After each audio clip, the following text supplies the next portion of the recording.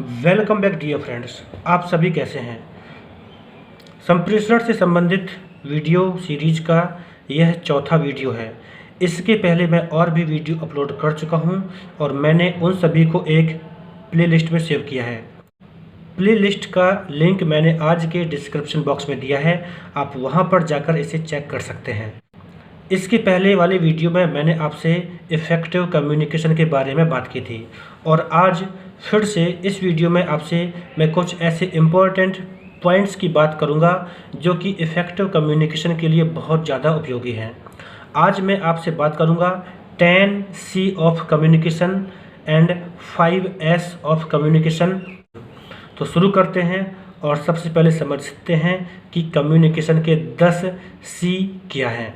10C of communication, इसका मतलब है कि ऐसे मैं आपको 10 शब्द बताऊंगा जो कि C से स्टार्ट होते हैं और उन सभी का इफ़ेक्टिव कम्युनिकेशन में बहुत ज़्यादा इम्पोर्टेंट रोल होता है।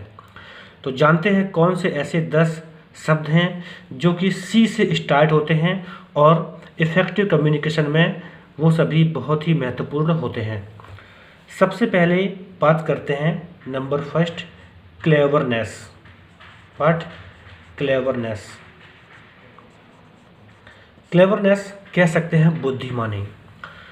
जब भी हम किसी व्यक्ति से बात करें, जब भी हम अपने संदेश को दूसरे तक पहुंचाना चाहते हैं, उस समय बुद्धिमानी अर्थात क्लेवरनेस का होना अत्यंत आवश्यक है, क्योंकि इसके माध्यम से हम दूसरे तक अपनी बात पहुंचा सकते हैं और अपनी जो संदेश है उसका हम पालन भी करवा सकते हैं। इसके बाद जो सेकंड C है, इसमें रखा गया है कोर्टसी। कोर्टसी यानी भद्रता। इसमें किससे रखा गया है? भद्रता। इसका तात्पर्य यह है कि जब भी हम संप्रेषण करें या जब कोई व्यक्ति संप्रेषण करता है, उस समय उसको यह ध्यान रखना चाहिए कि वह किससे बात करता है। अर्थात कहने का मतलब है कि अगर वह बड़े व्यक्तियों से बात करता है, बड़े लोगों से बात करता है, तब उस समय उसको शिष्टाचार का ध्यान रखना चाहिए, और अगर छोटों से भी बात करता है तो उस समय भी उसे शिष्टाचार का ध्यान रखना चाहिए। अर्थात ऐसे शब्द यूज करने चाहिए जो कि सम्मान सूचक हों, अर्थात छोटे या बड़े कोई भी हों, उनका सम्मान हो सके। इसके बाद जो थर्ड पॉइंट है, इसमें रखा गया है क्रेडिबिलिटी। क्रेडिबिलिटी अर्थात इसका हिंदी मतलब होता है विश्वसनीयता। यानी जब भी हम कोई अपनी बात कहना चाहते हैं या फिर कोई व्यक्ति अपने संदेश को पहुंचाना चाहता है, वो विश्वसनीय होना चाहिए, अर्थात क्रेडिबल होना चाहिए। जब भी कोई संप्रेषण करना चाहता हो, उस समय उस मैसेज में विश्वसनीयता होना अत्यंत आवश्यक है, इसलिए इसका भी ध्यान रखा जाना चाहिए। इसके बाद फोर्थ नंबर पर आता है क्लियरिटी। क्या आता है? क्लियरिटी। इसका मतलब स्पष्टता। जो भी हमारा मैसेज हो वो बिल्कुल स्पष्ट होना चाहिए, उसकी भाषा क्लियर होनी चाहिए और उच्चारण भी स्पष्ट होने चाहिए, क्योंकि अगर ऐसा नहीं होगा तो वास्तव में जो बात कहना चाहते हैं वो उस व्यक्ति तक नहीं पहुंच पाएगी और संप्रेषण में बाधा अर्थात रुकावट आ जाएगी। इसलिए जो ये फोर्थ पॉइंट था C, क्लियरिटी, ये भी याद रखना चाहिए। इसके बाद नेक्स्ट फिफ्थ, इसमें रखा गया है content.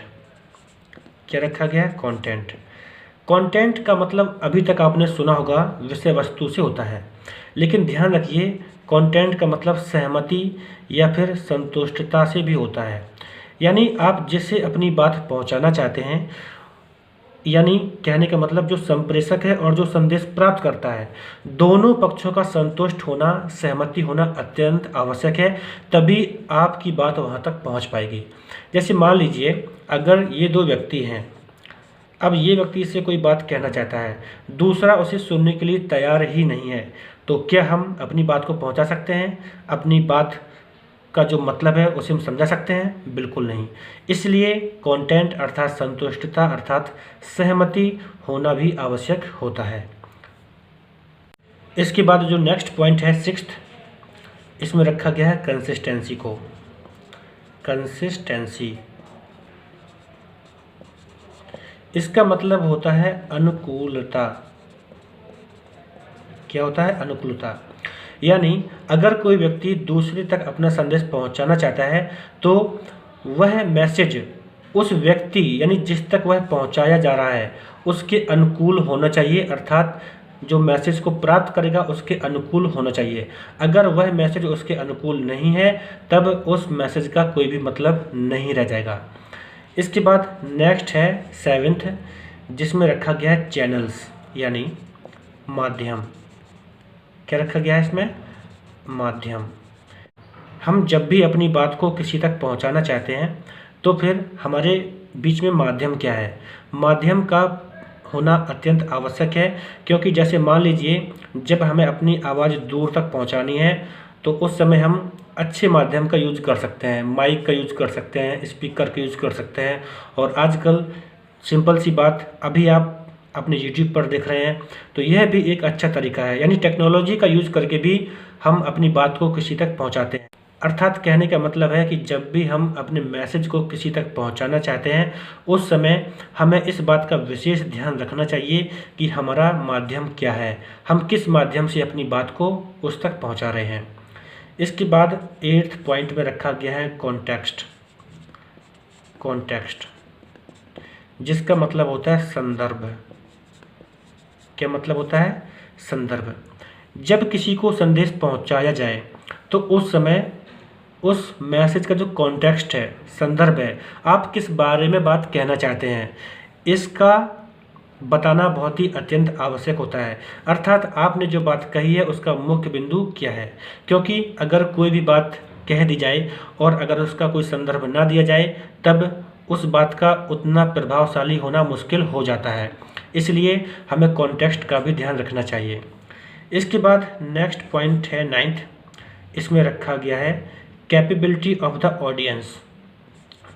Capability of the audience. इसका तात्पर्य है श्रोताओं की क्षमता, अर्थात संदेश देते समय श्रोताओं की क्षमता हमें ध्यान रखना चाहिए कि उनकी क्षमता क्या है। क्षमता का मतलब ये है कि आप जिसे भी मैसेज पहुंचा रहे हो, जो भी आपके ऑडियंस हैं, उनके ज्ञान का स्तर क्या है, क्या उनके पास टाइम है, क्या वे आपकी बात में इंटरेस्ट फीलिंग कर रहे हैं या फिर वो बोरियस फीलिंग कर रहे हैं, इस बात का भी ध्यान रखना चाहिए। अर्थात जब भी मैसेज को डिलीवर किया जाए तो उस समय ध्यान रखना चाहिए कि जो श्रोता है, जो ऑडियंस है, उनकी क्षमता क्या है।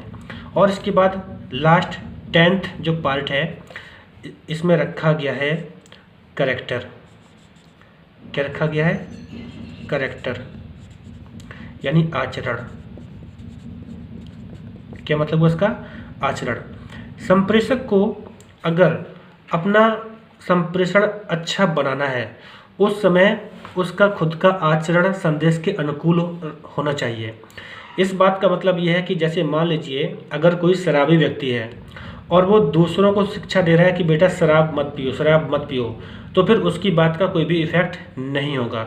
या फिर कोई टीचर है, अगर वह बच्चों से कहता है कि आपको याद करना चाहिए, पढ़ाई करनी चाहिए, ऐसे लेक्चर देता है और खुद पढ़ाता नहीं है, तब क्या बच्चों तक उसका रियली मीनिंग पहुंचेगा या फिर बच्चे उसमें इंटरेस्ट रखेंगे? नहीं। अर्थात कहने का मतलब यह है कि अगर जब भी कोई व्यक्ति अच्छे से इफ़ेक्टिव कम्युनिकेशन करना चाहता है तब उस समय जो भी मैसेज है उसके अनुकूल उसका करैक्टर भी, उसका आचरण भी होना चाहिए, तभी अच्छे से वो मैसेज उस तक पहुँच सकता है।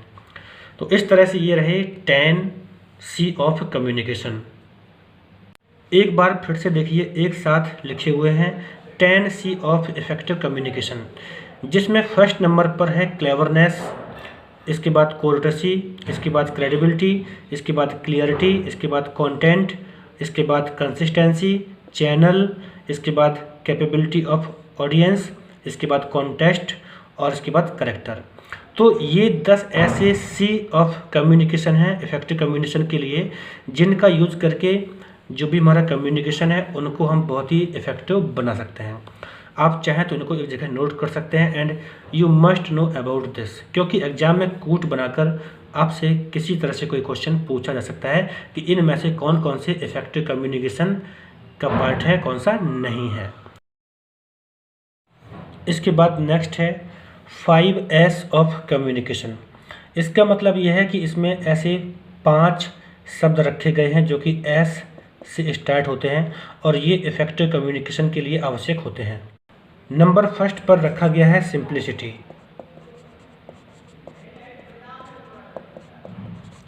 जिसका मतलब है सरलता। संप्रेषण को प्रभावी करने के लिए संदेश को सरलतम रूप में प्राप्तकर्ता तक पहुंचाया जाना चाहिए। ऐसा करने से जो प्राप्तकर्ता है वो बात को बहुत ही आसान तरीके से समझ लेता है और जो संप्रेषण होता है वो कैसा हो जाता है, इफ़ेक्टिव हो जाता है। इसलिए इसका ध्यान रखना चाहिए कि जो भी हमारा संदेश है वो सरल रूप में होना चाहिए। इसके बाद जो दूसरा पॉइंट है, दिस इज शॉर्टनेस। इसका मतलब है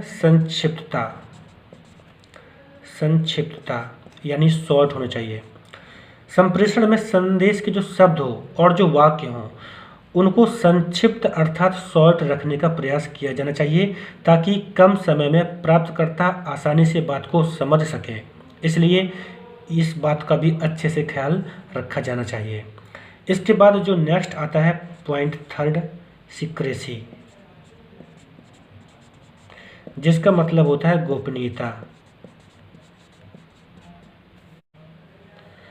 इसका तात्पर्य यह है कि इसके माध्यम से जो मैसेज प्राप्त करता होता है वो संप्रेषण देने वाले व्यक्ति पर विश्वास करता है, जो कि किसी तरह से संदेश वाहन में आवश्यक होता है। कई जगह ऐसा होता है कि किसी सूचना को गुप्त रखना पड़ता है, यानी सीक्रेसी बनाने की आवश्यकता पड़ती है।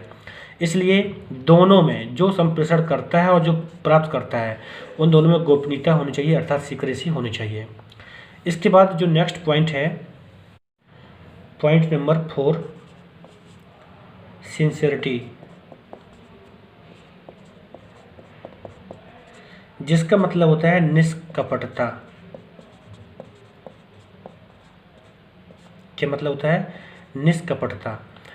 सिंसियरिटी का मतलब यह है कि जब भी आप अपने जो श्रोता है उससे जब बात की जानी चाहिए तो उसमें जो भी बात कह रहे हैं उसमें किसी तरह के तथ्य को छिपाने की कोशिश या प्रयास नहीं किया जाना चाहिए। इसका मतलब ये है कि आप जो भी उससे कह रहे हैं बिल्कुल सिंसियरिटी, बिना किसी कपटता के आप उसे अपनी बात को कहें ताकि वो आप में अच्छे से भरोसा कर सके। इसके बाद नेक्स्ट पॉइंट आता है फिफ्थ, स्किल यानी निपुणता। इसका तात्पर्य यह है कि संप्रेषक को अपने क्षेत्र में, अर्थात वो जो भी बात कहता है अपने क्षेत्र में उसको अत्यंत स्किलफुल होना चाहिए ताकि वह लोगों तक अपनी बात को बहुत अच्छे से पहुंचा सके, क्योंकि उसकी स्किल जितनी ज़्यादा होगी उसका संप्रेषण उतना ही इफ़ेक्टिव रहेगा। तो इस तरह से ये कितने 5S ऑफ कम्युनिकेशन, ये कौन कौन से हैं फिर से देख लीजिए। ये 5 हैं। Number first, simplicity, shortness, secrecy, sincerity and skill. These are most important for effective communication. इस तरह से आप 10C of effective communication and 5S of effective communication याद रखें। Thanks for watching this video. मिलता हूँ आपसे नेक्स्ट वीडियो में।